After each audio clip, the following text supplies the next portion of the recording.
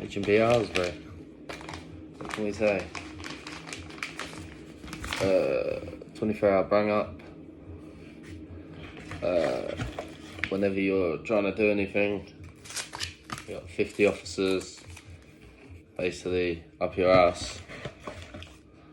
It's basically like an ACAT for young offenders. I tried to buy a watch from the canteen sheet, which they've displayed on there like for sale, and they said you can't buy this certain watch because you can time your escape. So this digital one that I tried to get, obviously they said you can't have because you can plan your escape. But then there's a normal watch, like the original dial one, that you can have, but you can't time your escape on that one. But you can time your escape on the digital one. They're trying to say that you can't count a normal one, but you can count a digital one. Just craziness. What else was it like in there? If you had a razor to do your beard, or you had like a 20-minute time limit, then after that 20 minutes you had to pull it through your door, like a hatch in your door. And then it took about, I was in there for 1 year, so it took about 9 months before they even let me use a razor and give me longer than 20 minutes. Obviously I understood that because I was in for a stabbing, but everyone got treated the same. And in that prison there was a lot of long-termers, a lot of like 80, I was only 19, 20. There was a lot of boys my age who have 20, 30 years literally to do. So it was very hard for them boys. So there's always a little bit of danger in the air in that place, like gang activity. Obviously at one point I was on B wing. I was only literally, there's 3 or 4 white lads on there. It was all gangs from London there. So you had East London, South London, North London. So you had just me and a couple of other lads, white lads. It was very dominant of Asian and black. And it was just, the white was the minority, not the majority. Yeah, so it was very crazy. And it was quite always like tension in the air. What else was it like in there? What did we used to have to get up to? Yeah, so it was that much lockdown in there that by the time you got out of your cell, you had a choice. It was either use the phone to contact your family, or quickly run in the shower and try and get on the phone as well. If you had about half an hour to 40 minutes to do that. And obviously there's like 100 or something on the wing with you. So you probably got 100 people trying to do the same thing at the same time. So always tensions because people are on edge, don't really get on the phone, speak to the family, obviously hand shower. And in there, the rules are crazy. I used to say, you can shower at least once a week. What about if you want to shower every day? Like sometimes you didn't even get the choice, like the exercise or association would get cancelled regularly. So in the end, a lot of boys used to get the food.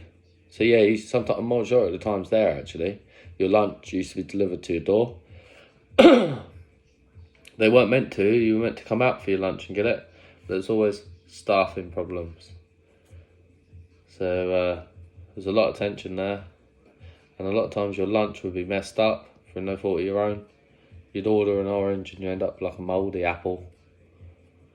And then you either have to accept it or refuse. And if you refuse, you go hungry. You accept it, it's a horrible apple, but you have to cut off the edges with a plastic knife. Try and like make the best of it. And then, what else was it like? So yeah, so like dinner time, generally you're meant to come out for your dinner, a hot meal, but then they started doing like, they'd let you out in the morning for your lunch, doing a hot meal, and in the evening, when you're meant to be out, they'd lock you up and deliver it to your door, a little baguette, and that would have to last you, say 4 p.m. till the next day, 8 a.m. Like me, I'm a bigger lad, I need a lot of food, so I was always going hungry. And obviously the jobs were very low there, so it's not like you were working either. So you're just relying on money getting sent in. a lot of boys didn't have families to send in, so there's a lot of dramas there with that as well. On top of trying to use the phone in the time limit, have a shower, jobs, there weren't a lot. So it was a very, very bad run prison. Like strict, fair enough, but just made things so much harder for everybody. And when I first went there, they used to, first thing in the morning, say 7, 8 a.m, they do bolts and bars. And the officers would just come in your door, turn your lights on, even if you're asleep, because you've got no work, so you're sleeping, because it's so noisy in there, you didn't sleep that well at night, so you'd be up quite erratic hours. So yeah, they come wake you up 7, 8 a.m, shake you on your bed and go, wake up, wake up. And one day I just said to the officer, why are you waking me up? And he said to me, well, get up. I said, get up for what? To stand in my cell? And we said, well, no, just to stop being lazy. I said, are you in prison? He said, no. I said, at least you get to go home every day. I said, if I want to sleep, I'll sleep. If I'm working, I'll get up. If I'm not, I'm sleeping. Because there was nothing to do. So it's either sleep, watch your TV, listen to your radio, study your books. And that's what I generally did, read a lot of books. And you get the library once a week. Putting your name down on the list was the key with that one. If you didn't put your name down, you weren't going. So I used to put my name down for that. And I used to do AA, Alcohol Anonymous.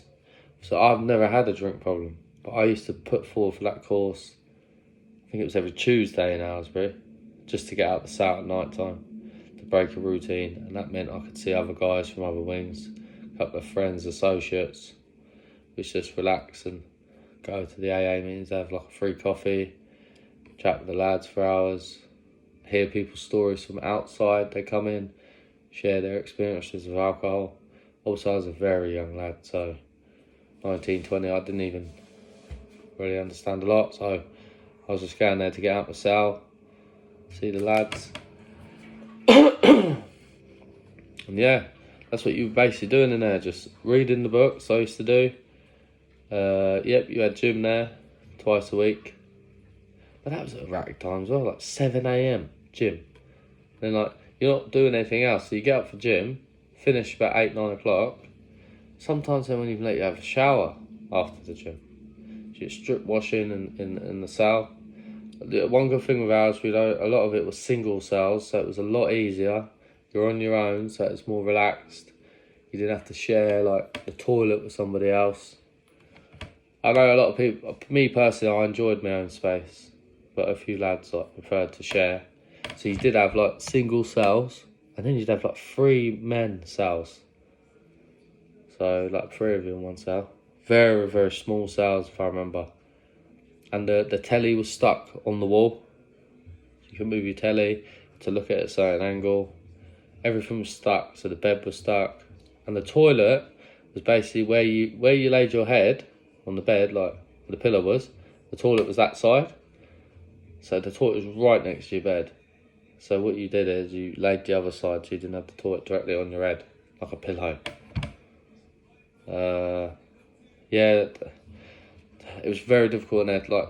Once a week you get clothes washed. Always clothes would go missing. So it was because you never got to see the laundry man, because you're banged up that long, you should leave your bag outside on your door, for it to get washed. Or, oh no, you used to generally throw it downstairs when you got, for lunch. Just for lunch. They'd unlock you. Hopefully, sometimes they used to unlock you. And then, when you go get your lunch, then you put your laundry in. But then, obviously, when they weren't doing that and they were just giving you lunch to your door, that washing went out the window as well. So you missed that washing your clothes. So then you had to do it in your cell, hand washing. So you had to learn a lot quick in that place. Normal things in prison that happens, like washing your clothes, getting outside for exercise, doing your association, all these things, and phone call, all these things in ours were so difficult. That's why there was a lot of danger and stress in the air. And on top of that, you put in gangs. So I think in that place, it was set up to fail. I spent obviously a year in there. I think in 2012 to 2013, I moved from Reading to there. So that's my second prison, my second young offenders. And then obviously shortly after being there, I turned 21 in there. And then they said to me, do you want to stay here, finish off your time, or do you want to move to an adult prison? And I said, please move me on. And then I moved to H&P Coldenley. And obviously I've done a video on Coldenley, talked about my experience there. So Aylesbury was very, very hard. But like with anything, you get used to it. So I bought myself a PlayStation 2, 80 quid it was, get to save for weeks. I should generally just read my books, listen to my music, and play the PlayStation 2. And a lot of people weren't allowed in your cells. You weren't allowed to have association in each other's cells. So you had to stand outside each other's door to associate with each other. That's why generally people used to shout at the windows to each other, because there was no associating. Even on association time, you weren't allowed in each other's cells. And they used to get your lunch for dinner when they let you out to get it. They used to go 10, 9, 8, 7, and if they got to 1 and you wasn't at your door, you get an IEP. So it was very, very silly, very, very strict. But like if you get used to that, then I think it was run like an army camp. And then once you got used to all of that, generally it weren't too bad. Like they did used to calm down a lot with the rules. They were only harsher really on the newbies that got in there, because they were always trying to get respect early in Aylesbury, if I remembered. But yeah, so I just jumped for joy when they said you can move. I thought lovely. And then I got to the adult prison. It was much different layout. Obviously more respectful, very easier routine. So I went from Reading, which was young offenders, to Aylesbury to young offenders, and then H&P Coldenley, where I actually got released from in 2014 in a CCAT. And it was very relaxed. Got jobs, just done really well. And then it was very different from the young offenders to an adult. I was 21 years old. I was like one of the youngest guys in there. And I just fitted in with the older guys, more mature. I found with Aylesbury a lot of immature guys, even if I was their age. It was like the stuff that I used to hear out the windows was disgusting. And a lot of the crimes in there were murder or rape. Now, I was in for GBH personally, GBH with intent. But a lot of guys went for rape and murder, and it made me very uncomfortable because I wasn't used to that. And especially boys my age doing so long, and the way they used to talk about women. Yeah, it used to make me really angry. I used to hear them at night time. Then you have to hold all this stuff in. And then, yeah, there's frustrations, and maybe the gym used to help, and library, reading the books. But yeah, it was like I was on, I think C wing was the induction wing when I was in there. And then I ended up on B wing. And I was like in like the downstairs bit, the basement, the type in B wing. And then they moved me upstairs on my own in the single. And then you generally just talk with the other lads. You survive together. And that's it really. You try your best, get through your time. And then you know by the time you hit 21, you'll move into an adult, which is you're looking forward to. Because they're better and easier routines.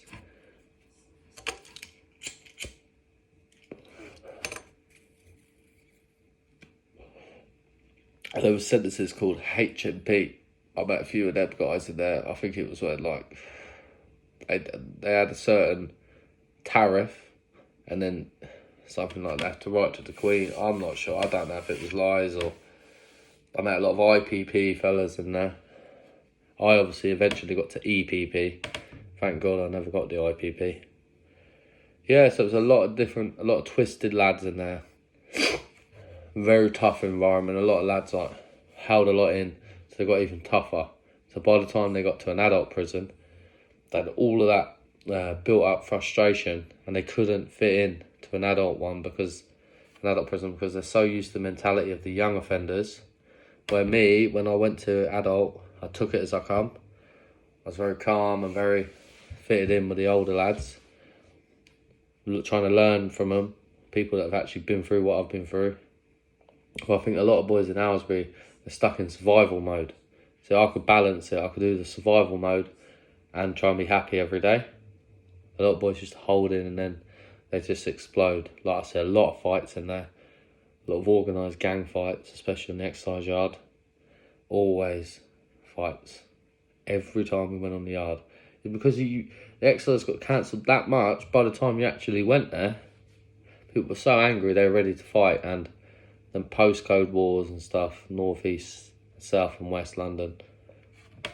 So it happened. And the officers, a lot of the time, they crack down on it straight away. As soon as a fight would happen, they get the shields out and they just beat the lads on the leg. Sometimes I was stood there having a cigarette and they think I was involved. I'm like, no, I'm just having a cigarette, mate. Also, I used to watch it because it was actually entertaining. Because I enjoy a bit of boxing myself. But a lot of the time, it's a lot of shouting and not much fighting.